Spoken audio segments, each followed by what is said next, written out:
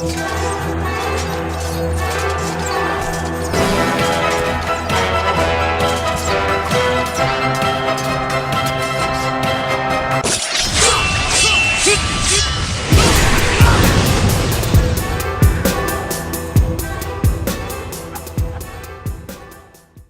good, everybody? This is 100 Beast Kenshi here, bringing you One Piece, chapter 892, recognized as strong opponents.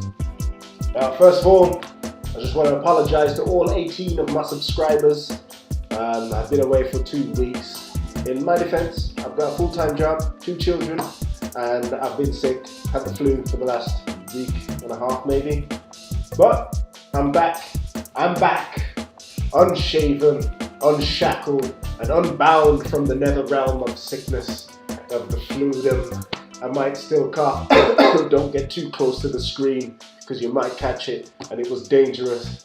It had me on my back, like Katakuri in the Marianda with the donuts. But anyway, on to the chapter.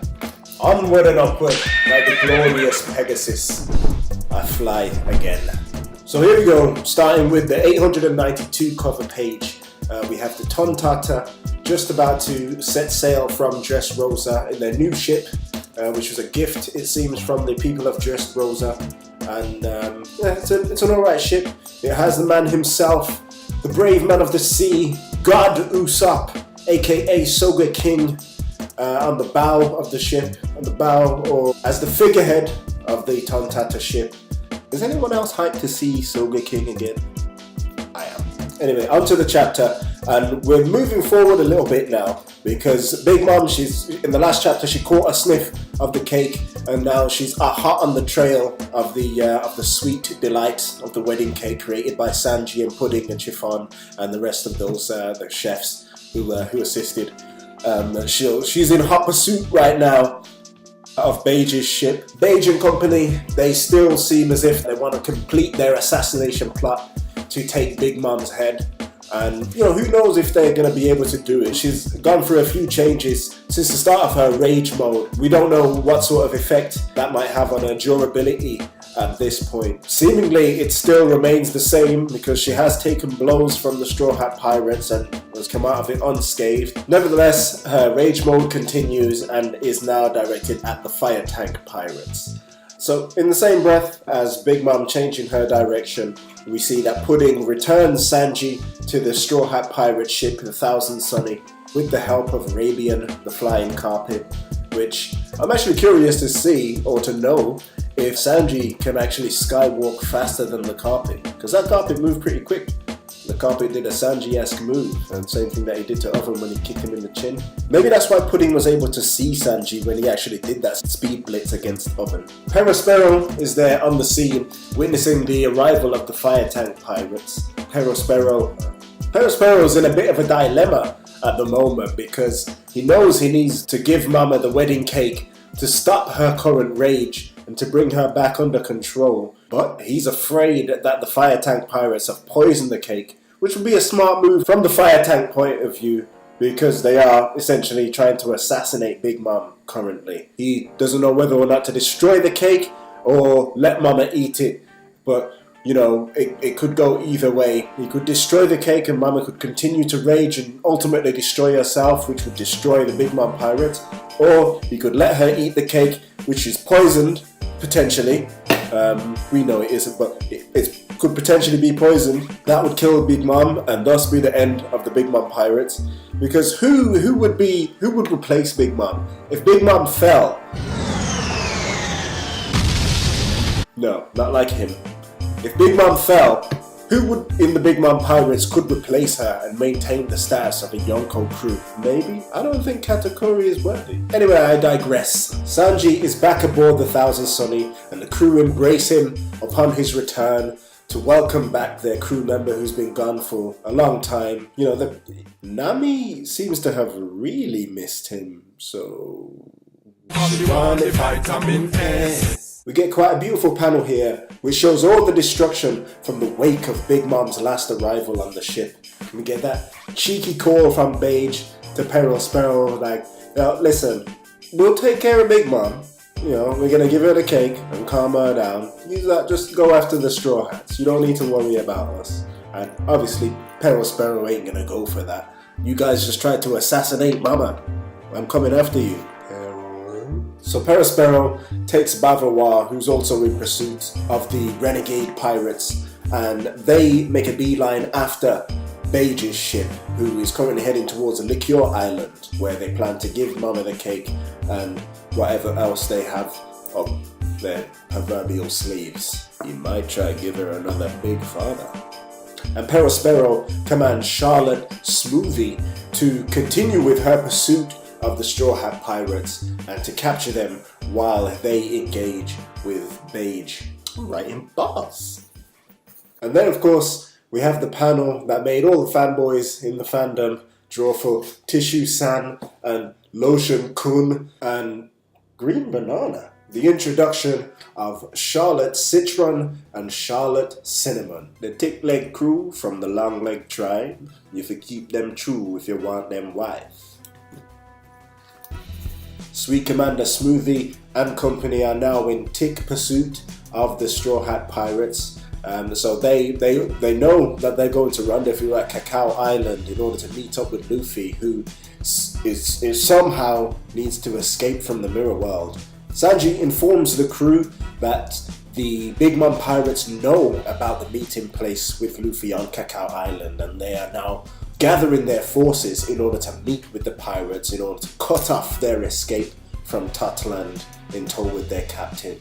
So in response to this, Sanji says that there's only one way out of this, but the plan has yet to be revealed. So I guess we'll have to wait till next chapter, or maybe one after, to see how exactly this plan of his plays out. They'll reach Cacao Island at 1 a.m, which is 3 hours from now in the story. So interestingly, we have 3 hours left for Luffy to defeat or be defeated by Katakuri. And there's another beautiful panel here of Cacao Island with the mountain in the distance and the Big Mom fleet slowly gathering around to blockade the island and stop the Straw Hats from escaping. Oven is here telling the people of Cacao Island to get rid of all of your mirrors. Destroy them right now. If they're valuable, throw them into the sea and then collect them in a few hours. But there can be only one mirror on this island, and that's this one. And he has the mirror right there in the middle of the town. Anyone who has another mirror on the island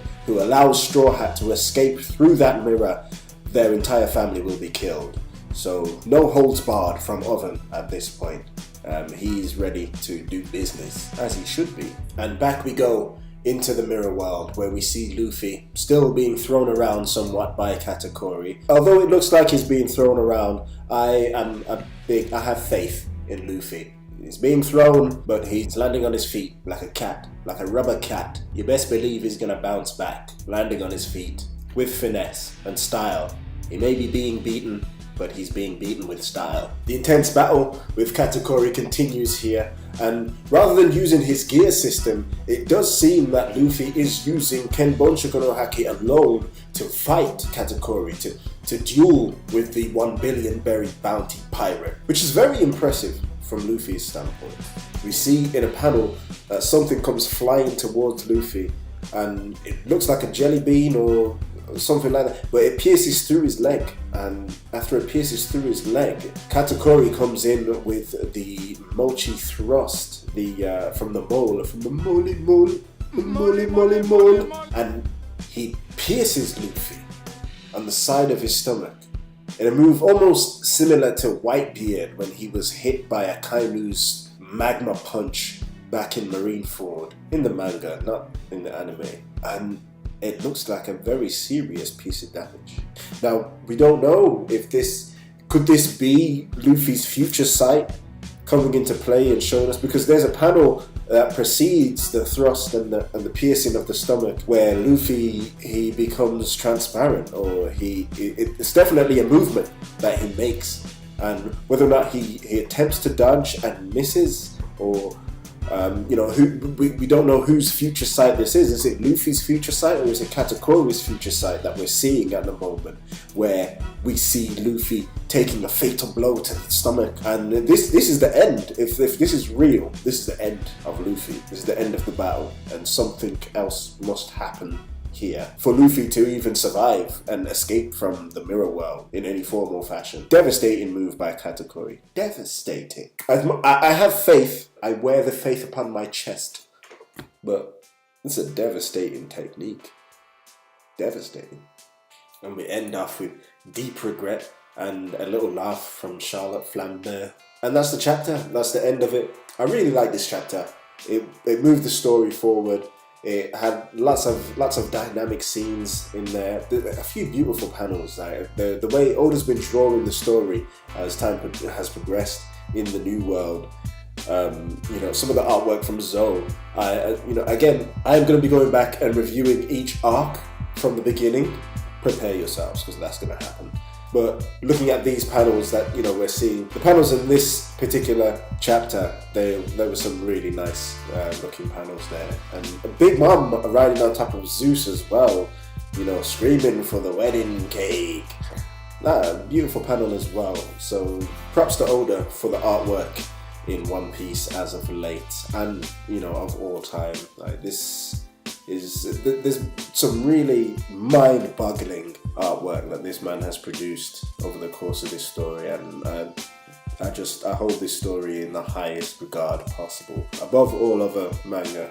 And I don't say that lightly, because Hunter x Hunter is good, but One Piece, my hero, is good, but One Piece. Dragon Ball Z is nostalgic. One Piece. I know Oda was inspired by Toriyama, but One Piece. Say no more. While there weren't that many, you know, huge revelations or character developments in this chapter, I'm still going to give it a solid 7.5.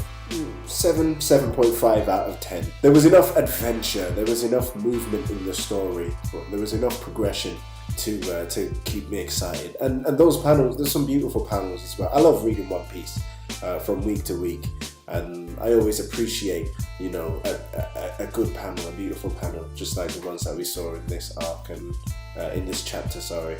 And this arc, you know, we'll go back. Very solid hit from Oda. Can't wait for next week. There's no break, no more break. Thank goodness. I was about to break into shakes. Say I need some One Piece.